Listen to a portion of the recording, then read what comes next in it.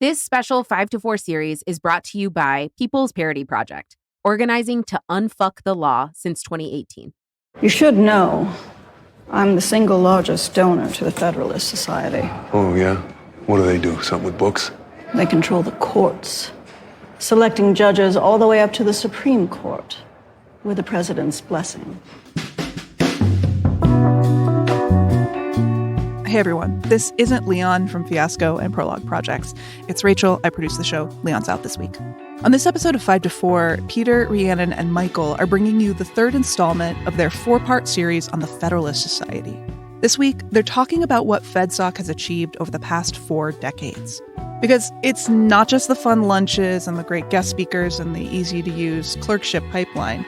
It's not even just the defeat of Roe v. Wade or the deadly reframing of gun ownership as an individual right.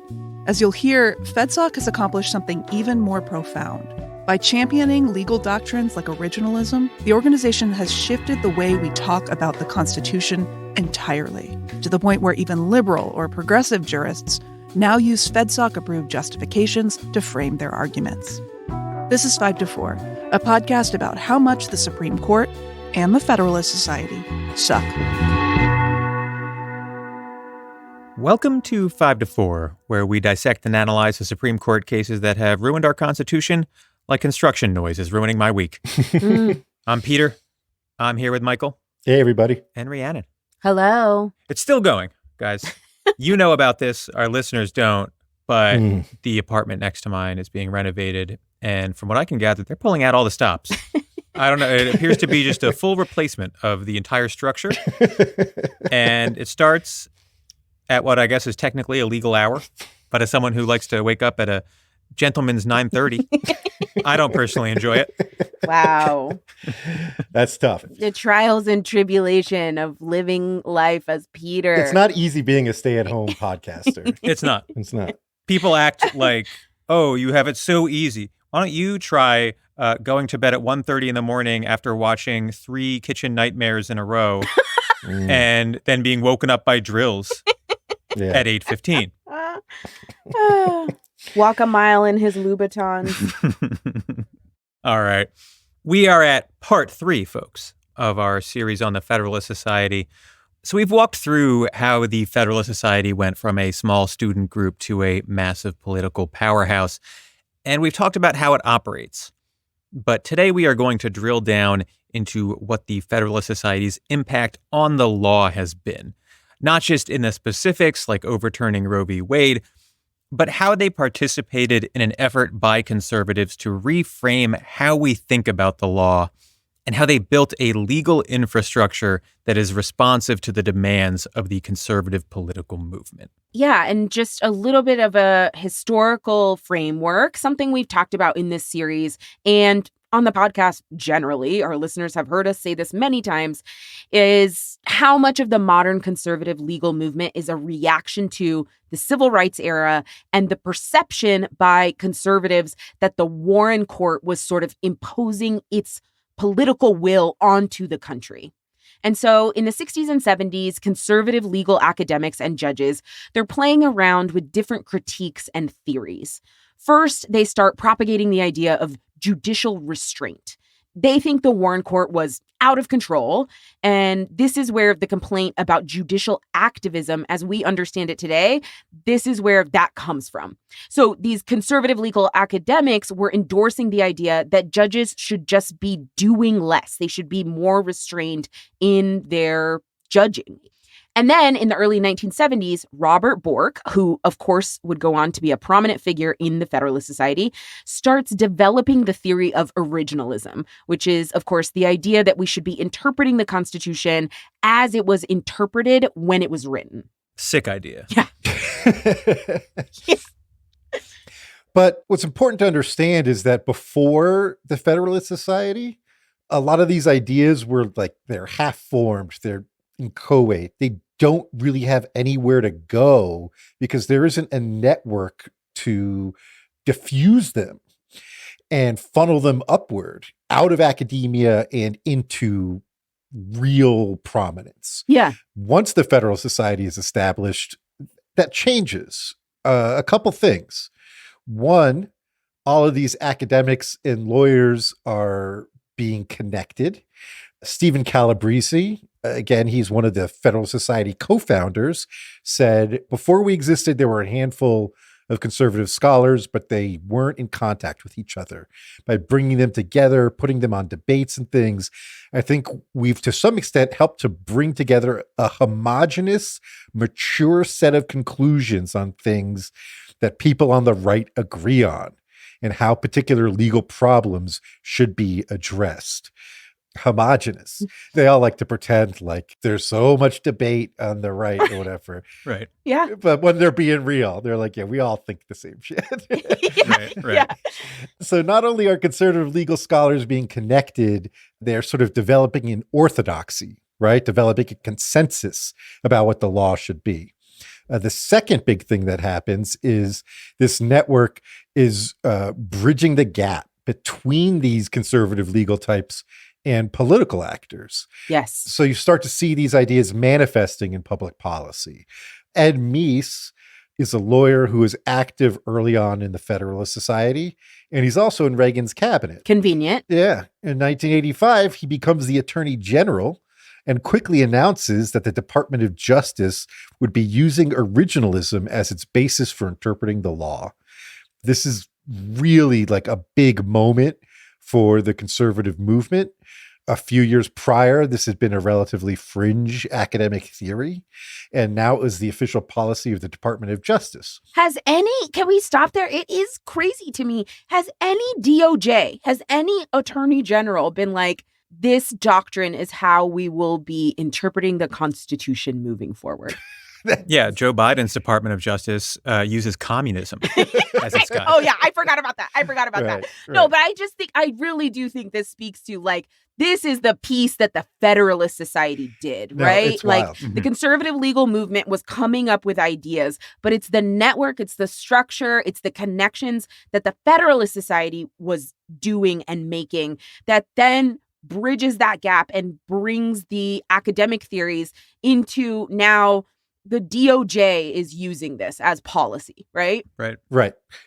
Stephen Tellis, in his book, he says the DC Federalist Society chapter is especially important because it's this sort of hub for conservative elites to coordinate their legal arguments. Yeah. So like lawyers across different agencies are now coordinating with each other, not to mention with law professors and judges. Yeah. Right. He talked about how, if you were just some lawyer at an agency in like the Reagan or H.W. Bush administration, you weren't, prior to like the Federalist Society, going to be someone who was talking with other lawyers at other agencies, Yeah. right? Right. But all of a sudden you're at the, Federalist Society lunch for the DC chapter.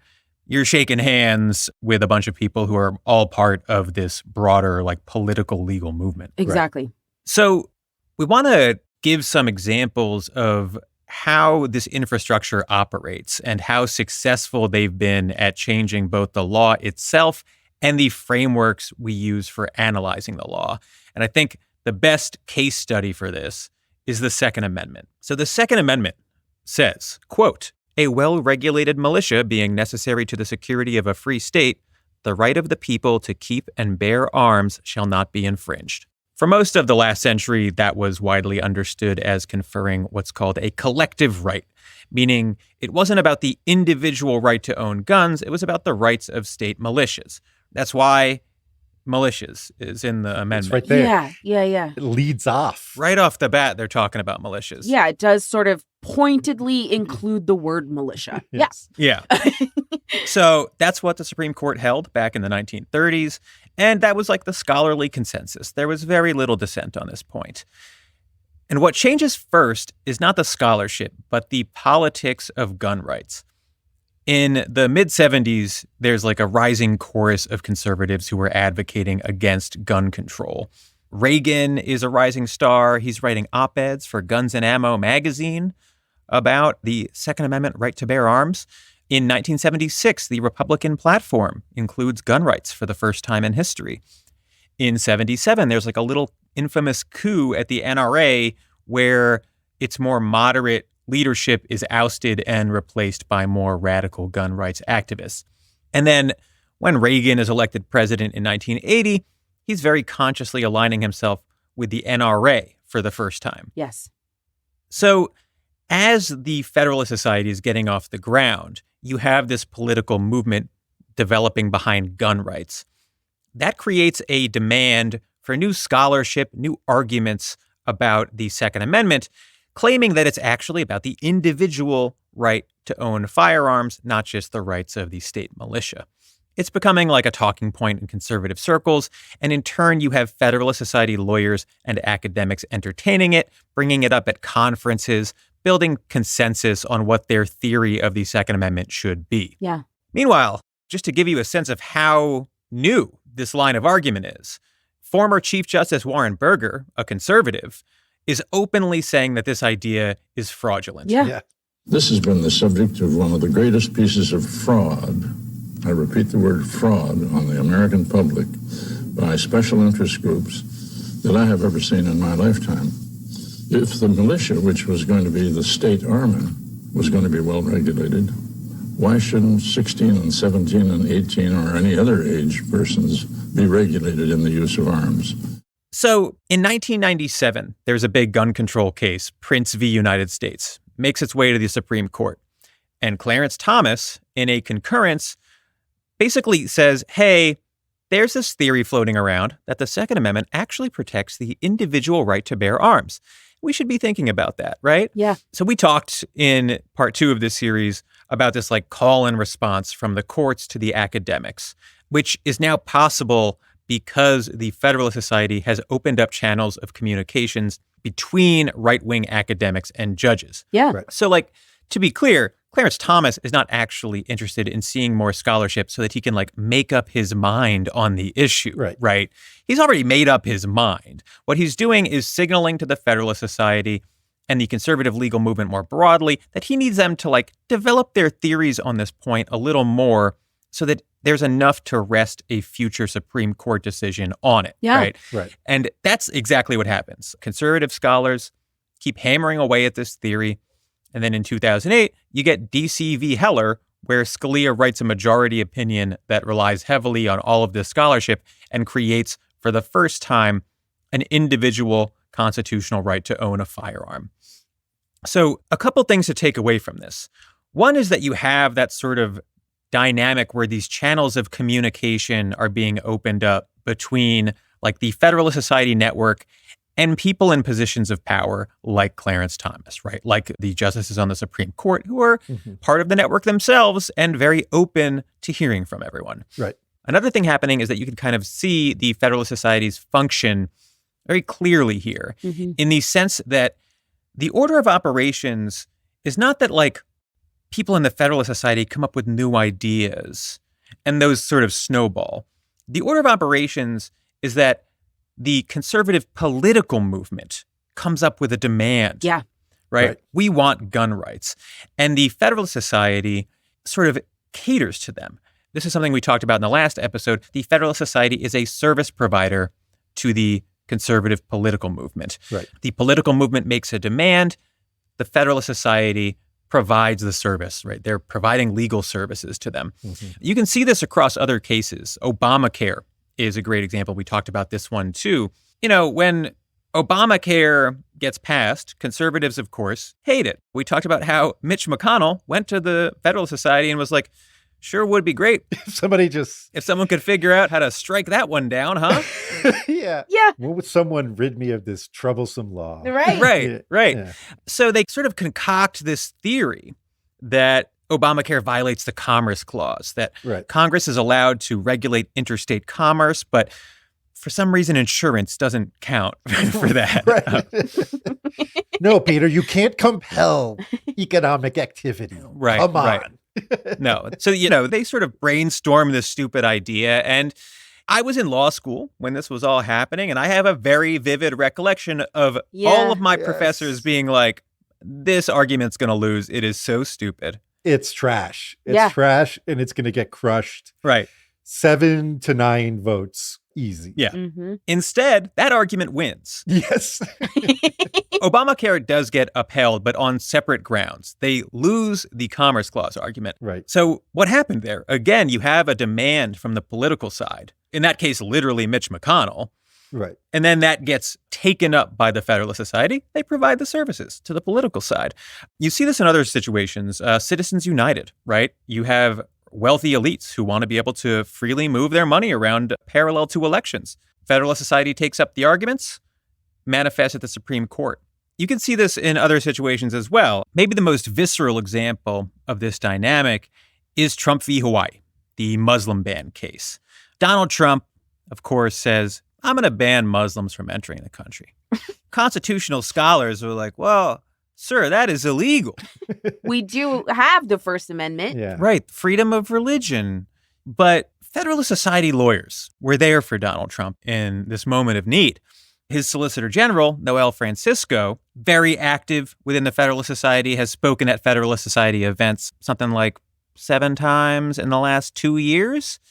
Very active, right? He argues this case for Donald Trump, and they make the argument that, hey, instead of banning Muslims, what if we just chose several of our least favorite Muslim countries and banned them? Is that okay? Yeah. And the Supreme Court was like, yes, it is. That is great work, Noel Francisco. So you're seeing this same dynamic play out. There is a need coming from the conservative political movement that gets satisfied by the conservative legal movement, right? The Federalist Society and its network steps in and they provide those services to the political movement. So you can sort of see that service provider function playing out. That's right. While we're on the topic of the Second Amendment and Heller, there's something else that's like very evocative of for me, and that is the degree to which like the left has bought in to conservative framing and what is really like the Federalist Society's propaganda work. Mm-hmm. Because in dissent, you have Justice Stevens, who's a great justice, who I very much like and whose writing I enjoy. Right. And he's doing originalism. And he's saying, you know, guess what, Antonin Scalia? I can do originalism better than you. He's answering a slightly different question about the intent of the drafters of the Second Amendment, but it doesn't really matter because what you end up with is this really obscure academic debate. Yeah. About which type of originalism we should be doing, right? Right. Right. Rather than like, this is all a bullshit project. Right. Both sides of the debate are completely disconnected from the problem of gun violence in the District of Columbia Right. at the time that, you know, this handgun ban was trying to address, and has nothing to do with modern governance, nothing to do with the issues our government faces and the tools they can bring to bear to address those issues. Right. It's just crap. Right. You have, on one hand, John Paul Stevens being like, what would Thomas Jefferson say about all of this? And then Right. on the other hand, you have Antonin Scalia, who's arguing about like what the public would have thought about it, right? So it's just like Right. literally someone who's caked in horse shit from their day in the fields. What would that guy think about the Second Amendment? Like, what are we even talking about here? Right. Yeah, what about a third thing, which is neither of those things fucking matters, right? Like, that's it. One dude dual wielding pistols could have wiped out the Revolutionary Army. I've said it before and I'll say it again. But liberals have bought into it, right? And contributed to the success of originalism by being like, oh, well, we can also do originalism. And it's all missing the forest for the trees, which is exactly what the conservative legal movement and the Federalist Society want to happen. Right. Right. The last thing they want is a compelling alternative vision for the law. Right. Even if you get some wins, they are so happy for you to try to beat them at their own game with originalism, because that means you're not offering a liberal vision of the law. Right. And we're going to be stuck with their chains around us as long as that's true. Yeah, we talked to Amanda Hollis-Brusky, professor at Pomona College, about the success of the Federalist Society in pushing originalism to the point where like liberals were buying into. And here's what she had to say. So the real metric, I think, of originalism's success is the extent to which the left, liberals, progressives on the court, or even in the legal academy, believe that they need to engage with originalist arguments on originalism's terms. So it's not as if the left spends most of its time trying to debunk originalism. That happened at the beginning. You had William Brennan responding to Attorney General Ed Meese in the 1980s. Brennan called originalism famously arrogance cloaked as humility, right? That there's no way we can ever know what the intentions or original meaning of the founding fathers were. So it's arrogant for us to pretend we could. And it's cloaked in humility because we claim that we're not drawing on our own subjective beliefs when we do originalism, that we're really putting our egos in the back seat and letting the founding fathers drive. But as Brennan said, that's bullshit. But the left has realized that there's some inherent appeal with originalism in that if not the founding fathers' beliefs, then whose? And that opens up the door to the critique that you liberal judges, if you're not embracing originalism, are just projecting your own political values, your own moral values onto the Constitution. And I think it's that critique that the left has really struggled to respond to. So using the sort of channels opened up by the Federalist Society, the right has managed to bring us to a place where originalism is one of the dominant aspects of the court's jurisprudence, right? Mm-hmm. The Supreme Court will frequently either uphold or strike down a certain interpretation of the Constitution based on whether they think it fits within America's, quote, history and tradition. That's an originalist test, you know? This was like a central part of the reasoning in striking down Roe v. Wade, in expanding gun rights, in striking down affirmative action. And I think it's worth noting, before we move on, that this is just completely arbitrary, right? There's no objective way to measure history and tradition. No. Exactly. So the entire analysis becomes a way for conservatives to justify their policy preferences. Just a thoroughly deep irony, considering the entire point of the project was ostensibly that we could avoid judges ruling based on their policy preferences, right? Yeah. If you want to see how that works out, check out our episode on Students for Fair Admissions v. Harvard last year, the affirmative action case, where Clarence Thomas gave this like tortured historical analysis in his concurrence. You know, we've sort of come full circle. They arrive on the scene being like, we've got this new, great, objective way to interpret the law. And now it's basically been adopted, including by liberal Supreme Court justices. And where has that led us? Two conservatives doing whatever the fuck they want and pretending that they're somehow like rooting themselves in history. Right. Yeah. What a surprise. The conservative Republican Party platform just so happens to jive with the history and tradition of the United States. Mm-hmm. Updated every 4 years for the new Republican Party platform.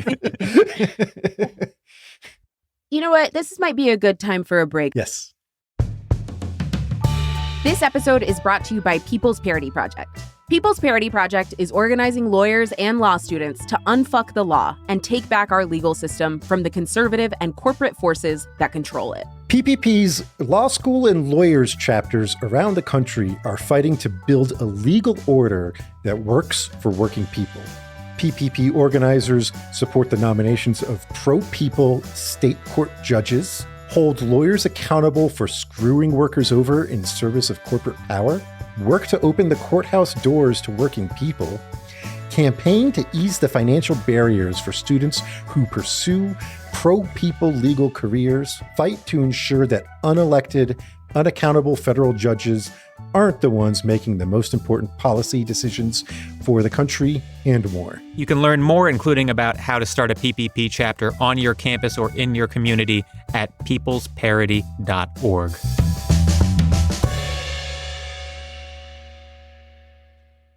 All right, so we are back. We have talked about some of the accomplishments of the Federalist Society, the accomplishment of really encouraging and the success of originalism. We have talked about some cases, major wins for the conservative legal movement at the Supreme Court. Let's talk about kind of a lay of the land, where the organization is at today, because you really have to understand that in order to comprehend what it is they've accomplished so far, and the further threat to the law and the judiciary that the Federalist Society represents. So, today, the Federalist Society boasts a revenue of $25 million a year. From the Federalist Society website, it is an organization of 90,000 lawyers, law students, scholars, and other individuals who believe and trust that individual citizens can make the best choices for themselves and society. That's how they describe themselves. I like how their little quote is just like baby's first conservative thought or something, you know, like high school civics level, like individual citizens can make the best choices for themselves and society. Like these are the people who are like exerting enormous control over the judiciary, and they have the beliefs of a small child waving an American flag. Yes. That's what's happening here. Well, and it's about the presentation of their beliefs. Everything they say and represent about themselves publicly is so hollow. Yeah. The term judicial restraint does not mean anything, even though they have weaponized it. The term individual choice, they're talking in this quote about making the best choices for themselves and society. Individual choice doesn't mean anything to y'all. What about reproductive choice, right? It's completely vague. And the whole thing is just about laundering really quite radical conservative views into like a traditional center-right approach to the law. Yes.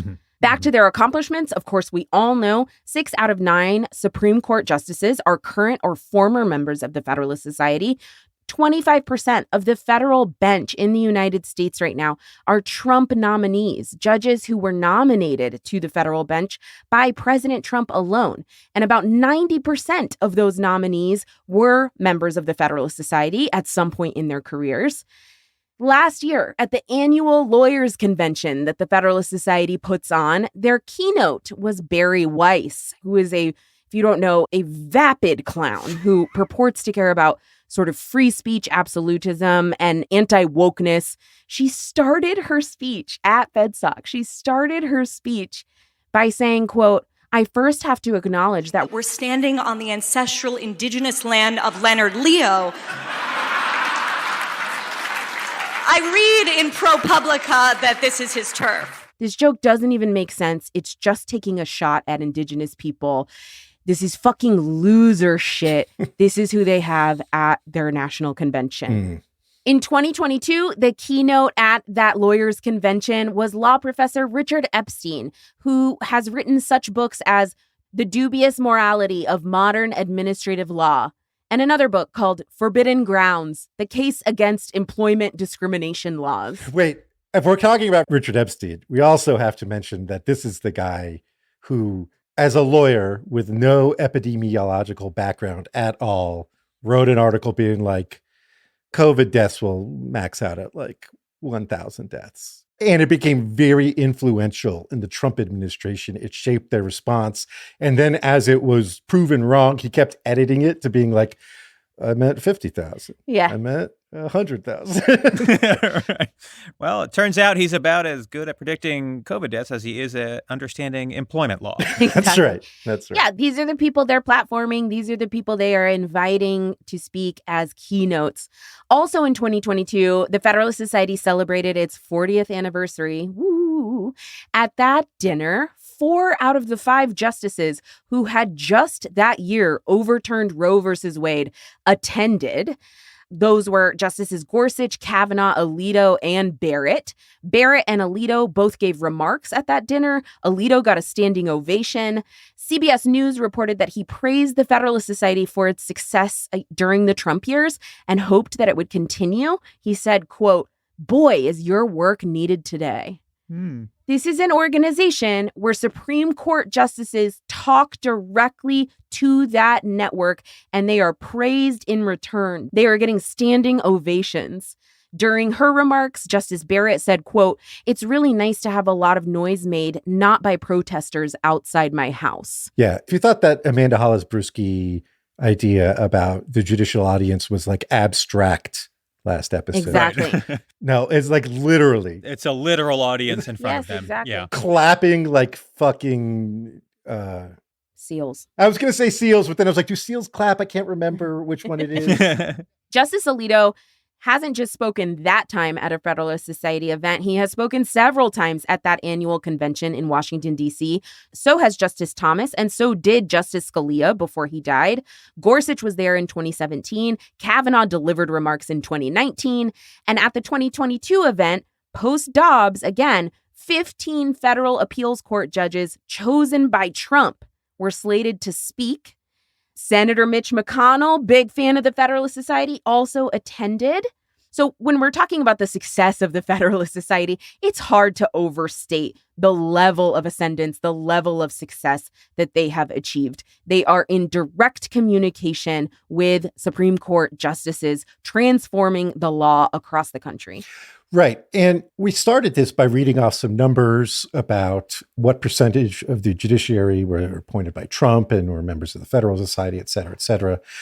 And you might be thinking, well, 25%, that's big, but that's not a majority. It's not even close to a majority. Right. But here's the thing. The way our system works is that there are a lot of geographic circuits that are all sort of on equal footing. And each circuit decides the law for its little collection of states. And it just so happens that the Federal Society has taken complete control of the Fifth Circuit Court of Appeals, which covers Texas, Louisiana, and Mississippi. They have a supermajority of extreme right-wing ideologues. And on top of that, there are districts in Texas, district courts, where you are like 90+% likely to get a Trump appointed judge. And these judges are extremely right wing, right? Whether it's Matthew Kacsmaryk or the George W. Bush appointee, Reed O'Connor, who wants to take over immigration enforcement from the executive branch and like personally oversee the border. Right. This creates a glide path for conservatives to the Supreme Court. Anytime you want to throw some fucking crazy bullshit legal theory at the wall, you can just go into the Northern District of Texas, get a crazy judge. You will get a panel in the Fifth Circuit on appeal that is almost certainly going to be to the right of the Supreme Court. Even if you have the bad luck of getting a liberal panel or a moderate panel, the Fifth Circuit can always take it en banc, rehear it with the entire circuit sitting. As a result, this Supreme Court, this super conservative Supreme Court, has had to be consistently disciplining the Fifth Circuit, hearing emergency applications from them and turning them back over a dozen times. I think something like half of their emergency applications in the last year have been from the Fifth Circuit. It has the effect of pushing the law as far right as the Supreme Court will allow it. Right. Because you can constantly get far right judges in the lower courts that will go much further than the Supreme Court likes. And then the Supreme Court has to rein them in to the extent they want to. Yeah. It is a very, very toxic dynamic that has taken over the judiciary. Yeah, and just to give some color in terms of the connection between the Federalist Society and this rogue, hyper-conservative Circuit Court of Appeals in the Fifth Circuit, there are, for example, 3 cases, one about abortion medication, the pill mifepristone, another about racial gerrymandering in Galveston County, Texas, and another about restrictions and regulations of ghost gun distributors. The Fifth Circuit delivered a conservative win in each of those cases. And in each of those cases, the judges that made up the majority are all affiliated with the Federalist Society. All of them. That's right. We talked last episode about, how their networks of judges operate. But what's really happening here is that they have created this standalone pipeline that can run any issue, no matter how far right the theory is, up to the Supreme Court very quickly. Right. You put it in front of the psychos in the Northern District of Texas, it gets appealed to the Fifth Circuit. Put it in front of more psychos there, it gets appealed to the Supreme Court. Bang. Right? You're in front of the conservative supermajority. Yeah. And you're not going to win them all, but that's because they are swinging for the fences every fucking time. So it doesn't really matter. Yeah. Right. And just to sort of clarify, it's not just the Fifth Circuit that we're dealing with. Under Trump, the 11th, 2nd, and Third Circuits all flipped to majority Republican. So a really large chunk of the federal appellate courts in this country are controlled by Republican nominees. That's right. And during the Trump years, the Federalist Society as an organization is really pretty openly victory lapping at this time. In 2017, Don McGahn, who was then White House counsel to Trump, said, again at the Federalist Society convention, quote, "Our opponents of judicial nominees frequently claim the president has outsourced his selection of judges. That's completely false. I've been a member of the Federalist Society since law school, still am. So frankly, it seems like it's been insourced." Nice. Another banger joke from these folks. Yeah. It is a riot over at the Federalist Society annual conference. Also, does not appear to know what insourcing actually is, but whatever. Let's move on. Yeah, so completely bragging, right? The criticism at this time is that Trump has outsourced his judicial nominations to this organization, the Federalist Society, that all of a sudden the American public is learning about. And yeah, they completely take ownership of that and say, yeah, that is what we're doing. At the 2022 conference in Washington, D.C., Leonard Leo says, quote, "Our movement has grown by leaps and bounds, and so has our impact." William Pryor, who is the chief judge of the 11th Circuit, this is the man who wrote the opinion that said that people with felony convictions in Florida have to pay all fines and legal fees before they can regain their right to vote. This, in effect, disenfranchised nearly 1 million people in Florida in a scheme that has been criticized as, you know, a pay-to-vote system, a poll tax. This guy says sarcastically at the convention in 2022 that he's there to, quote, "investigate this mysterious and secretive network that critics charge have captured the federal judiciary, including the Supreme Court of the United States. These people have taken over the federal judiciary. They have taken over the Supreme Court, and they're laughing at you for saying it." Yeah. So we are at a point where the conservative political movement has entrenched itself within the legal profession, including within the judiciary. And we're also at a point where the conservative political movement is increasingly radical. The confluence of these two events is pretty dangerous. Not only do you have the rise of a movement that is increasingly fascist, anti-democratic, and conspiratorial, but you have a Federalist Society network capable of providing institutional support to that movement. And if we wanted to talk about a case study to illustrate how dangerous this confluence can be, I think the ideal candidate is January 6th. And luckily, we have an in-house expert right here at 5 to 4. That's right.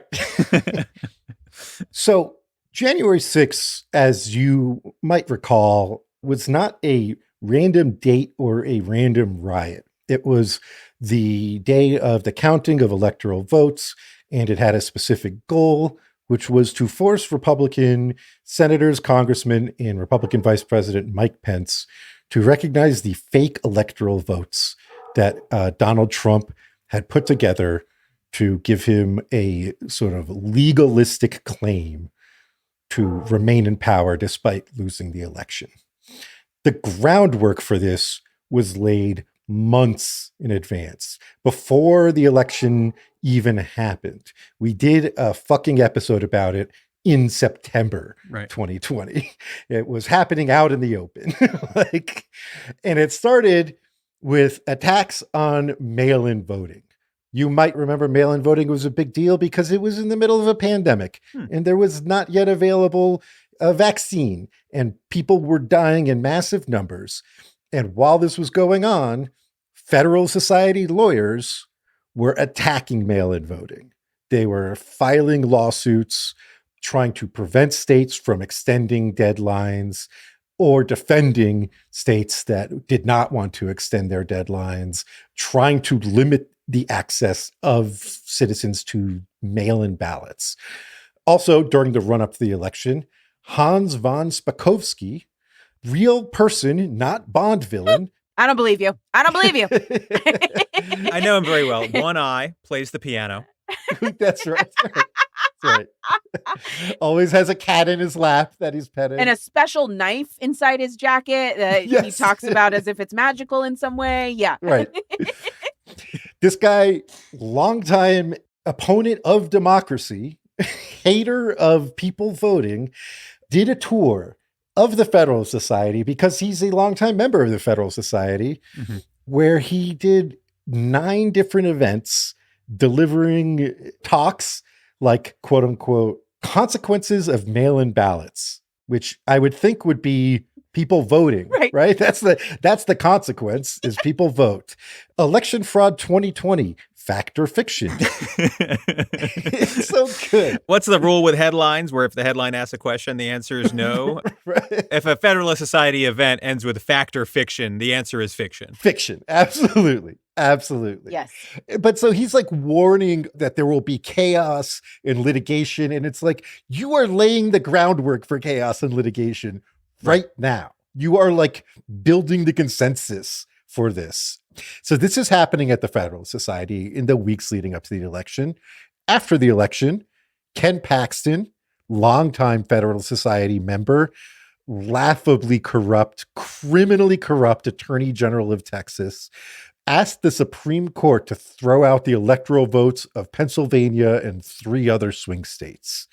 Because this was one state suing another state, this was an original action in the Supreme Court. Original jurisdiction. Filed in the Supreme Court, asking them to essentially hold a trial to be like, there was big time voter fraud with the mail-in ballots. We got to throw them out. And they wanted like John Roberts to do that. Yeah. Right. That was the legitimate argument they were making. Right. 17 other attorneys general sign on to this lawsuit, 13 of them members of the Federalist Society. Now, this by no means is where the Federalist Society involvement in January 6th ends. If anything, this is where it begins. Because now we have the real legal challenges. And this stuff is being headed up by Trump's team. Number 1 man there, John Eastman. You might know that name or might recognize him from his mugshot as he's currently under indictment. At the time, he was the chairman of the Federalist Society's Federalism and Separation of Powers practice. He's the guy who originally came up with the independent state legislature theory, the legal theory that undergirded the January 6th riot and this whole attack on the electoral process. During this time, he not only is he advising Trump, he's going to the state legislatures, telling them to pick whatever electors they want. He's actively pressuring them to create the fake electoral ballots. He specifically advises Donald Trump to pressure Mike Pence to consider the fake electors. So I think we can give him a lot of credit for the hang Mike Pence chance. I think he deserves like a lion's share of credit for the gallows. Remember, there were actual gallows. Yeah. They erected a fucking gallows to hang Mike Pence. Of course, last but not least, he spoke at the Ellipse on January 6th and helped rile up the mob that went and sacked the Capitol. So that's John Eastman, again, not just a Federalist Society guy, like one of the leaders of the Federalist Society. Outside of Trump's team in the Department of Justice was Jeffrey Clark, also leader in the Federalist Society, at the time chairman of their environmental and property rights practice group. It just cracks me up that that's one group for them. Yes. Well, what you're concerned about here is whether you have the rights to the oil under your lands. Exactly. Right. Or like dumping oil into a beautiful street. Right. That's right. So this guy, he was acting assistant attorney general, and his bosses at the Department of Justice, which, as a reminder, is supposed to be independent from the White House, they're not really on board with the whole fake elector scheme. And so Clark just goes behind their back and works directly with Trump.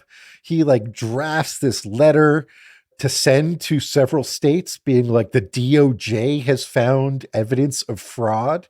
So, you know, you might want to get on that whole making separate slates of electors thing.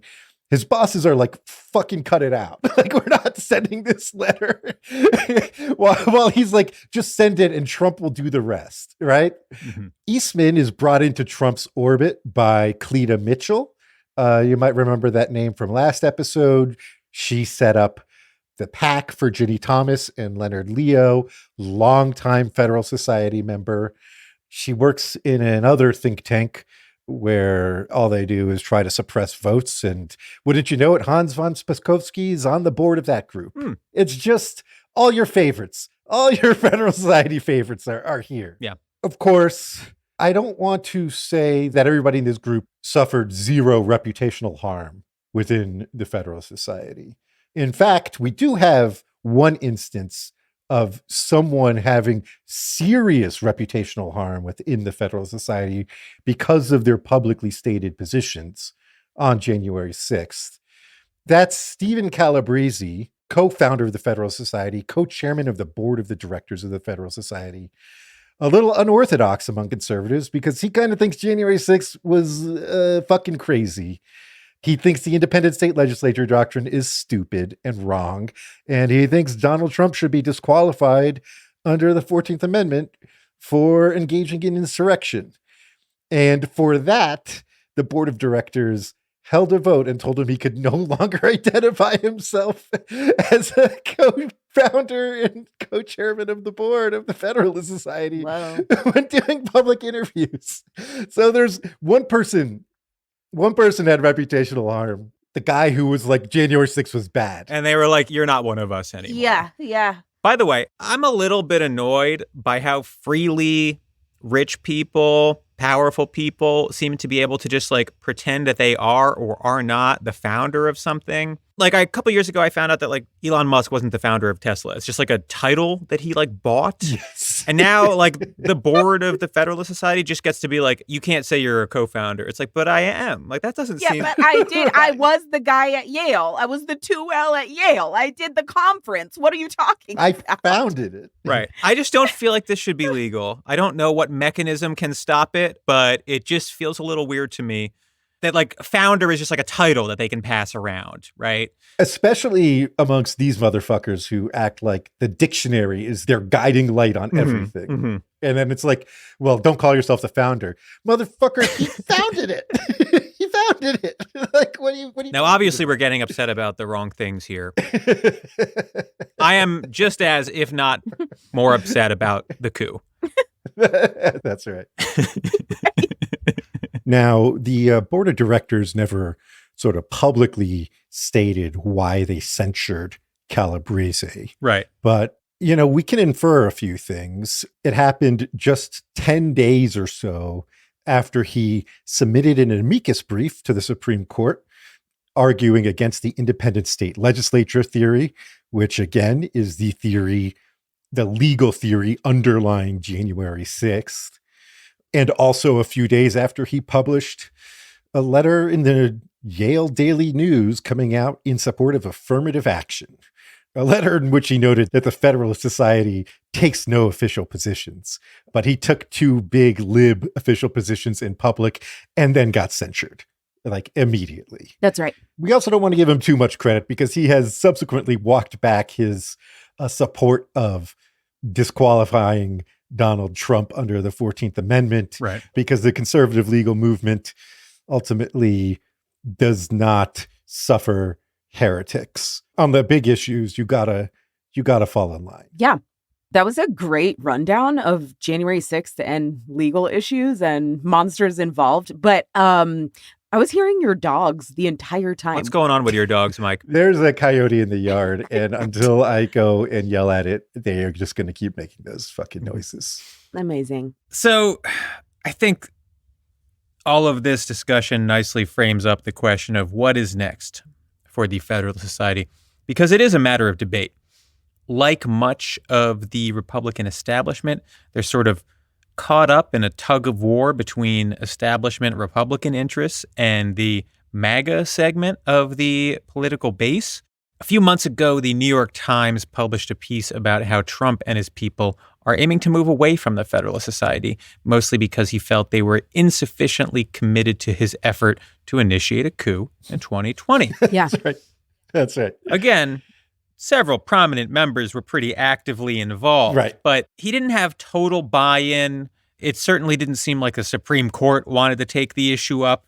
So Trump felt that this was insufficient fidelity to his cause. For Trump, they needed to take up Texas v. Pennsylvania and rule in favor of Texas and throw out the votes. Yeah, right. That's exactly. what Trump wants. That's the loyalty he was demanding. Right. Someone like, Kavanaugh will always be disappointing to Trump because What he really wants is not someone who is a committed ideological conservative, but someone who is just completely in the bag for him. That's right. Right? Someone like Eileen Cannon, the judge handling his trial in Florida, who's just a full-on hack who loves Trump. On the defense team. Right. So that's what Trump's looking for, right? So there's been some pontificating about where the Federalist Society goes next. Is this ongoing tension between the establishment and the MAGA faction going to fracture the group? Are they going to lose their grip on power in the midst of all of this? And I think the best way to understand what's going to happen is to think again about what the Federalist Society's function is. They are not an interest group. They are a service provider. They provide services to the conservative political movement. Exactly. Remember the story about gun rights. The Federalist Society didn't start out pontificating about gun rights. The political base demanded it. And then the Federalist Society built the legal infrastructure to make it happen. Same thing happened with Obamacare, right? Same thing happened with voting rights, abortion rights. The political movement demands a legal argument. The Federalist Society provides it. That same calculus plays out over and over again. That is the core function of the Federalist Society. Fascism machine go brr.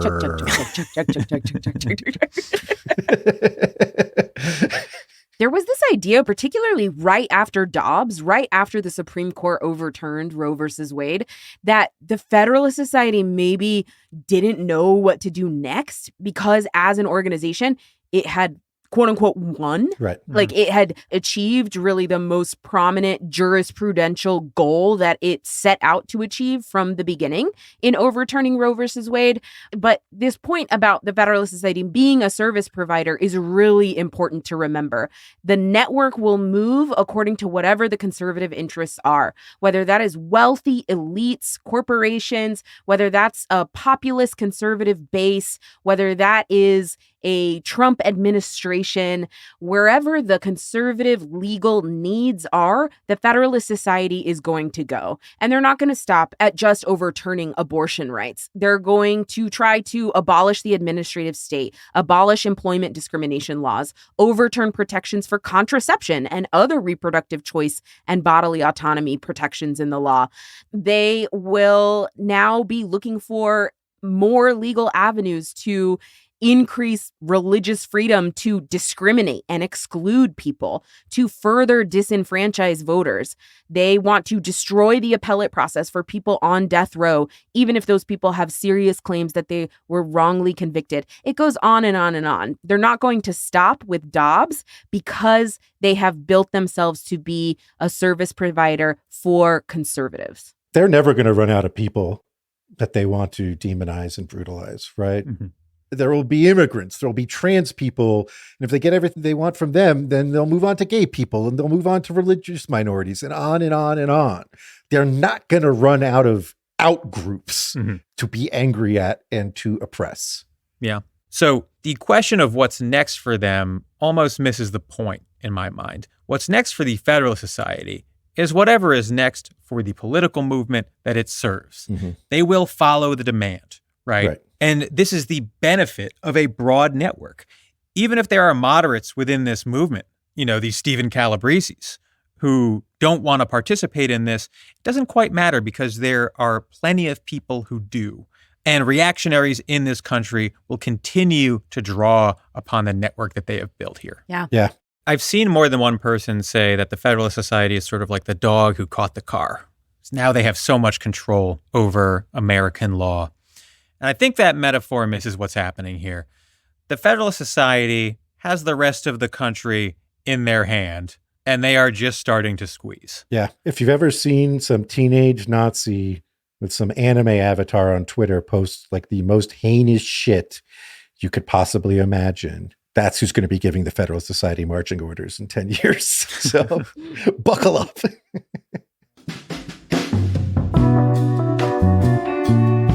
We want to thank all of the folks that we interviewed for this series.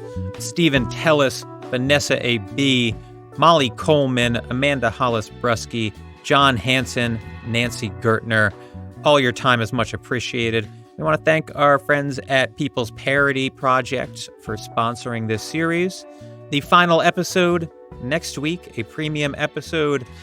We've talked about the history of the Federalist Society. We've talked about how it operates, what they've accomplished.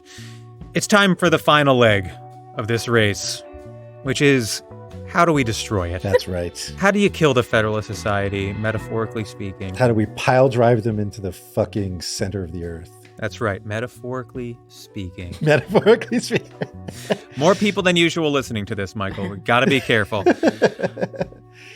Follow us on social media at 54pod. Subscribe to our Patreon, patreon.com/54pod, all spelled out, for access to premium episodes, including the last episode of this series, as well as special events, access to our Slack, all sorts of shit.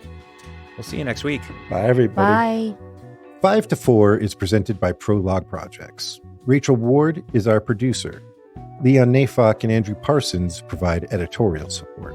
Our researcher is Jonathan De Bruin, and this episode was fact-checked by Ariel Swedback. Peter Murphy designed our website, 54pod.com. Our artwork is by Teddy Blanks at Chips NY, and our theme song is by Spatial Relations. The dogs were barking so much that when it was actually happening, I wasn't 100% convinced that it was dogs. I thought maybe it was like a sound glitch I was experiencing, like because it was so consistent. Because the coyote didn't go away. He didn't give a shit.